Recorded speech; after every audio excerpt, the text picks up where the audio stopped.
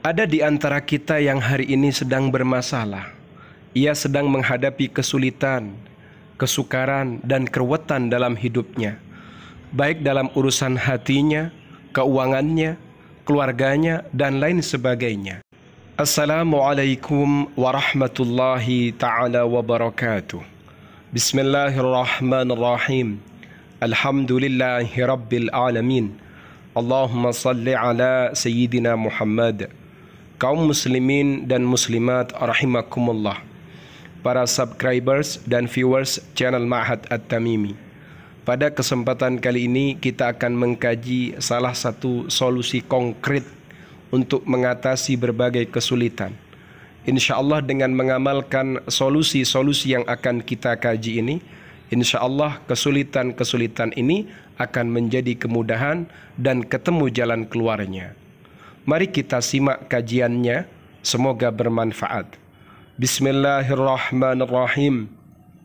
Wa mimma warada, di antara dalil yang sudah sampai, fi fadliha, tentang keutamaannya membaca surah Yasin, qauluhu sallallahu alaihi wasallam, adapun sabdanya Rasulullah sallallahu alaihi wasallam, man qara'a Yasin fi lailatin asbaha maghfuran lahu, barang siapa yang membaca Yasin pada satu malam, maka orang ini akan diampuni oleh Allah.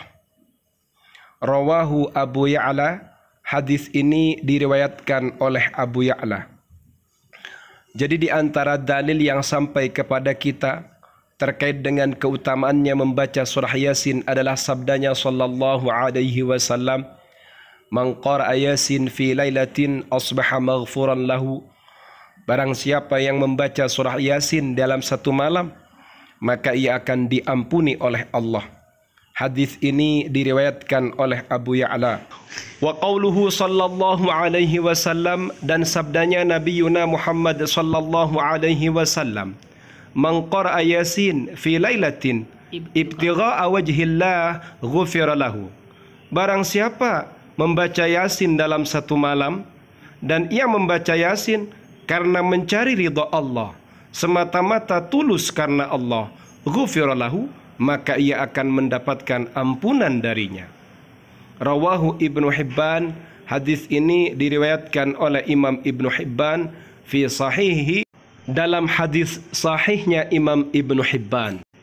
Kemudian dalil kedua terkait dengan keutamaannya surah Yasin adalah sabdanya Rasulullah sallallahu alaihi wasallam, man qara'a Yasin fi lailatin ibtigha'a wajhillah ghufira lahu, barang siapa yang membaca surah Yasin dalam satu malam, ia mencari ridha Allah, semata-mata karena Allah, maka orang ini akan diampuni olehnya.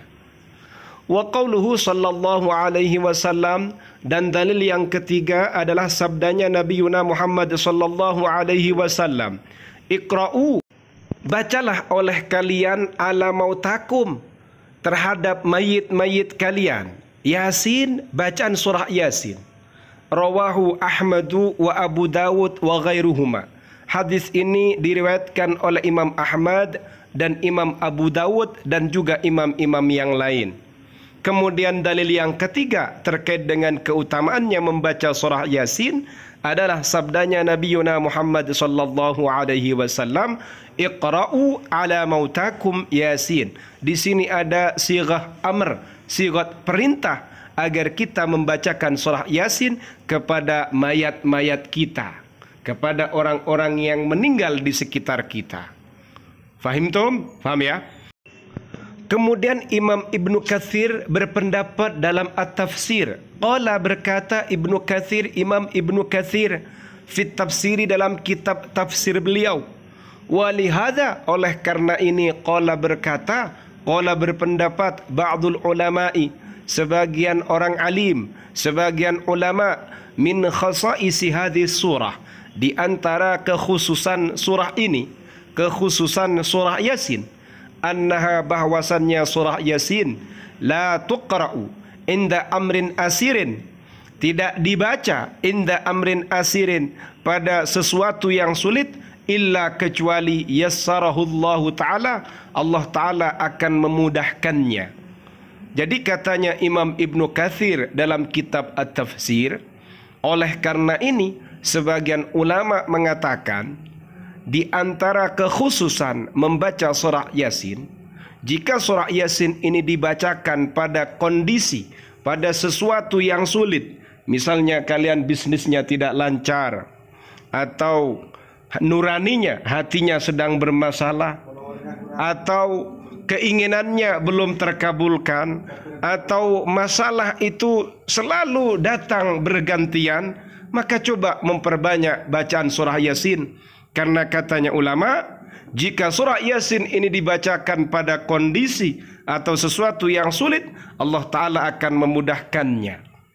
Wa ka'anna qira'ataha, dan sesungguhnya membaca surah Yasin indal mayyiti, di samping mayit, litanzilar rahmatu, yang tujuannya agar rahmatnya Allah Ta'ala itu turun, waliyashula, dan mudah alaihi kepada mayit, khurujur ruhi, keluarnya ruh darinya. Kemudian manfaat yang kedua, jika surah Yasin ini dibacakan di samping mayit, bacaan itu bertujuan agar rahmatnya Allah turun kepadanya dan agar keluarnya roh dari mayit itu juga mudah. Sehingga kalian ketika ada keluarga yang sedang menghadapi sakaratul maut, bacakan surah Yasin di sampingnya agar rahmatnya Allah turun kepadanya dan juga agar keluarnya roh darinya itu tidak sulit. Karena sebagaimana yang sudah maklum bahwasannya roh ketika keluar dari mayit ini sakitnya luar biasa.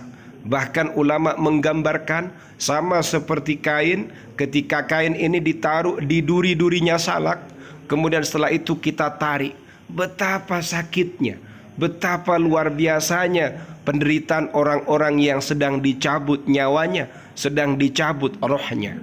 Faham ya? Dari sini akhirnya kita paham, kalau kita sedang bermasalah atau sedang kacau, sedang ruwet pikiran kita dengan berbagai hal, dengan berbagai ujian dan segala macam tekanan, coba bacakan surah Yasin. Insya Allah semuanya akan menjadi lancar, menjadi indah, dan kesulitan pun dimudahkan oleh Allah. Semoga bermanfaat, amin ya rabbal alamin. Untuk rekan-rekan yang ingin mengkaji kajian yang lain, bisa dilacak pada playlist channel Ma'had At-Tamimi. Di situ ada playlist kajian kitab Qurratul Uyun, Fathul Izar, Asrarul Jima, Ihya Ulumuddin, dan kajian-kajian yang lain. Semoga bermanfaat untuk dunia dan akhirat kita semua. Amin ya rabbal alamin.